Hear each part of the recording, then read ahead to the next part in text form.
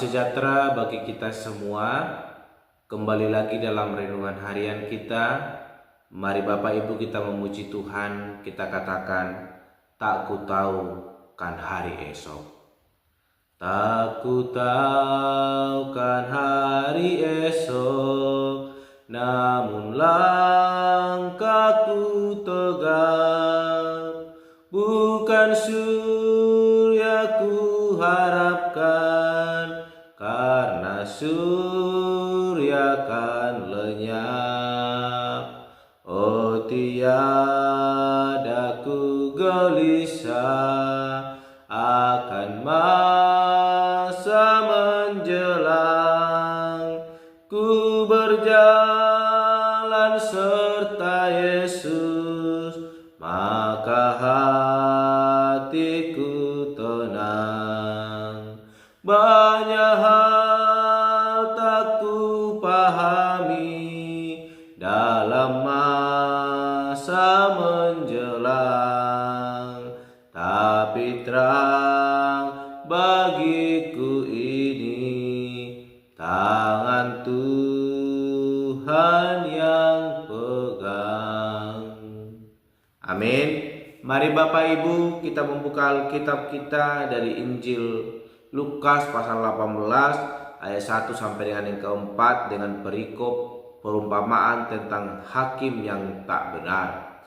Yesus mengatakan suatu perumpamaan kepada mereka untuk menegaskan bahwa mereka harus selalu berdoa dengan tidak jemu-jemu. Katanya, dalam sebuah kota ada seorang hakim yang tidak takut akan Allah dan tidak menghormati seorang pun. Dan di kota itu ada seorang janda yang selalu datang kepada hakim itu dan berkata, "Belalah hakku terhadap lawanku." Beberapa waktu lamanya hakim itu menolak, tetapi kemudian ia berkata dalam hatinya, "Walaupun aku tidak takut akan Allah dan tidak menghormati seorang pun, namun karena janda ini menyusahkan aku, baiklah aku membenarkan dia supaya jangan terus saja ia datang dan akhirnya menyerang aku." Kata Tuhan, "Camkanlah apa yang dikatakan hakim yang lalim itu. Tidakkah Allah akan membenarkan orang-orang pilihannya yang siang malam berseru kepadanya? Dan adakah ia mengulur-ulur waktu sebelum menolong mereka? Aku berkata kepadamu, ia akan segera membenarkan mereka. Akan tetapi jika Anak Manusia itu datang, adakah ia mendapati iman di bumi?" Dan kepada beberapa orang yang menganggap dirinya benar dan memandang rendah semua orang lain, Yesus mengatakan perumpamaan ini. Ada dua orang pergi ke bait Allah untuk berdoa. Yang seorang adalah Farisi dan yang lain pemungut cukai. Orang Farisi itu berdiri dan berdoa dalam hatinya begini, "Ya Allah, aku mengucap syukur kepadamu karena aku tidak sama seperti semua orang lain. Bukan perampok, bukan orang lalim, bukan penjina, dan bukan juga seperti pemungut cukai ini. Aku berpuasa 2 kali seminggu. Aku memberikan 1/10 dari segala penghasilanku." Tetapi pemungut cukai itu berdiri jauh-jauh, bahkan ia tidak berani menengadah ke langit, melainkan ia memukul diri dan berkata, "Ya Allah, kasihanilah aku orang berdosa ini." Aku berkata kepadamu, orang ini pulang ke rumahnya sebagai orang yang dibenarkan Allah dan orang lain itu tidak. Sebab barang siapa meninggikan diri, ia akan direndahkan. Dan barang siapa merendahkan diri, ia akan ditinggikan. Amin. Bapak Ibu saudara yang terkasih dalam nama Tuhan Yesus Kristus, kita kembali merenungkan firman Tuhan. Dan saya berikan tema bagi kita pada hari ini, menantikan kerajaan Allah. Sekali lagi, menantikan kerajaan Allah. Bapak Ibu berbicara tentang menantikan kerajaan Allah sebelum kedatangannya yang kedua kali. Kita telah membaca ayat ini. Kita tahu bahwa Yesus tahu bahwa dunia ini akan semakin tidak menghargai Allah, seperti pada masa Nuh dan Lot, di mana gereja akan seperti janda yang mengalami perlakuan buruk dari orang yang tidak percaya Tuhan. Kita telah membaca tadi pada ayat ketiga, di mana sementara waktu kedatangan kerajaan Allah tidak segera seperti yang diharapkan para murid. Lalu bagaimana murid Tuhan dapat bertahan dalam masa sulit itu? Kita melihat bagaimana Yesus mengajarkan bahwa murid-muridnya harus selalu berdoa. Bila mendengar uraian Yesus, tentu orang Farisi akan mengaminkannya karena mereka mengaku dan membanggakan diri sebagai orang yang teguh dan tekun mendoakan kedatangan kerajaan Allah. Walaupun yang mereka doakan adalah kerajaan yang akan diberikan sebagai upah atas ketaatan mereka kepada Allah. Maka perumpamaan kedua menyangkal anggapan mereka. Di mana Bapak Ibu kita melihat bahwa perumpamaan kedua yang boleh diberikan oleh Yesus Kristus berkisah tentang dua pria yang datang ke bait Allah untuk berdoa. Pria pertama adalah seorang Farisi dan pria kedua adalah pemungut cukai. Dan mari kita perhatikan apa yang menjadi isi doa dari kedua orang tersebut ketika datang ke bait Allah untuk berdoa kepada Tuhan. Kita melihat bahwa isi doa dari orang Farisi tersebut bahwa dia memiliki keyakinan bahwa dirinya benar di hadapan Tuhan. Sementara si pemungut cukai tahu bahwa ia adalah orang berdosa sehingga tidak berani melihat ke surga. Ia hanya memohon pengampunan akan Allah atas dosa-dosanya. Dan ini adalah suatu pertobatan sejati.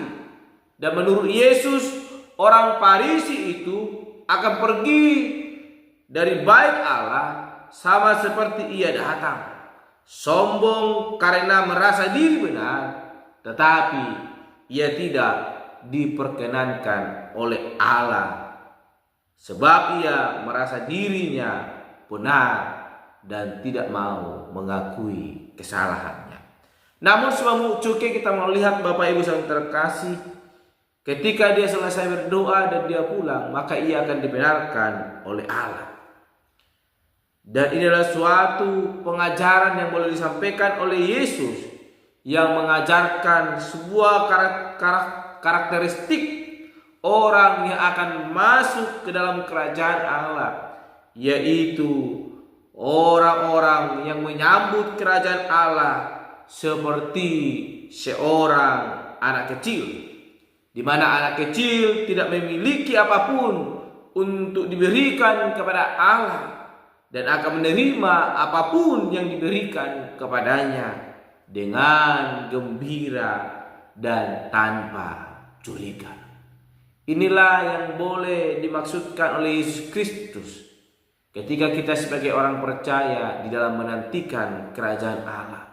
Bukan merasa membenarkan diri, namun datang ke hadapan Allah dengan penuh kerendahan hati, membuka hati menyambut Dia, mengaku segala keberdosaan kita, sehingga kita boleh memperoleh anugerah yang daripada Tuhan Allah.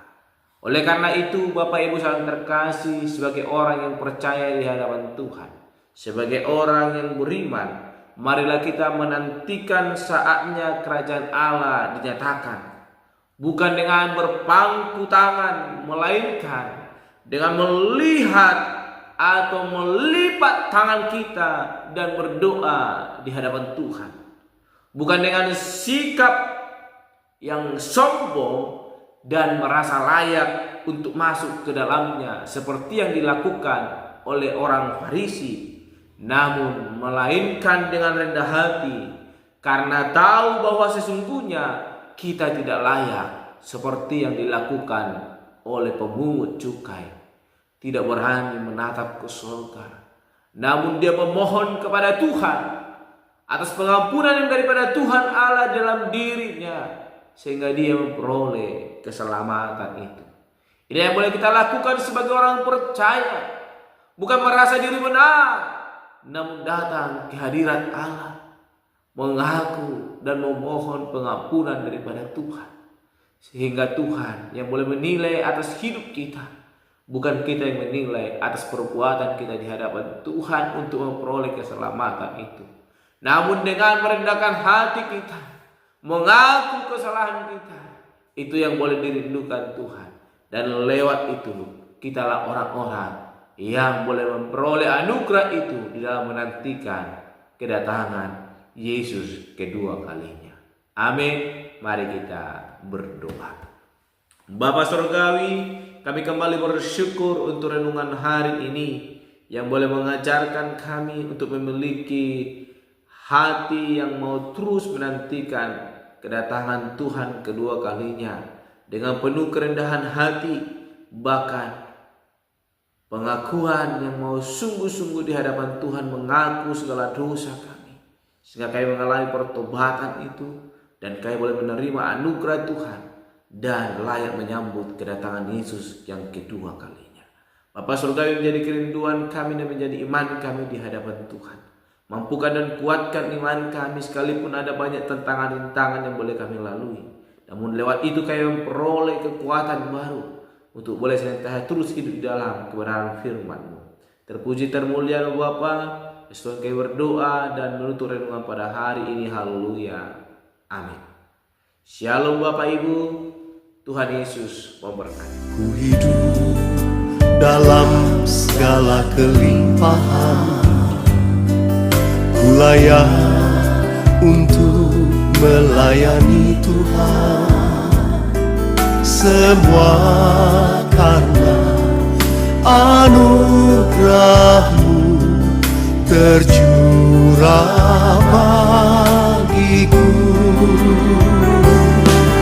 Besar anugerah-Mu, beri kasih-Mu, semakin hari semakin bertambah besar